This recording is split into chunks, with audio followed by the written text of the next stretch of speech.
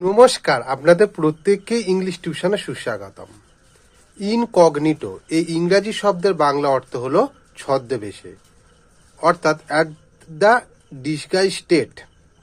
ছদ্মবেশে বলতে কেউ নিজের পরিচয় বা অন্যান্য তথ্য গোপন রেখে কোনো কাজকর্ম চালিয়ে যাওয়া, এই রকম পরিস্থিতিকে ছদ্মবেশে বলা হয়। এর একটা উদাহরণ হলো খলিফা হারুনুল রশিদ ছদ্মবেশে তার প্রজাদের অবস্থা পর্যবেক্ষণ করতেন। Khalifa Harunul Rashid observed the condition of his subject incognito. আমরা রূপকথার গল্প আরব্য রজনীতে হারুনুল রশিদের কথা পড়েছি।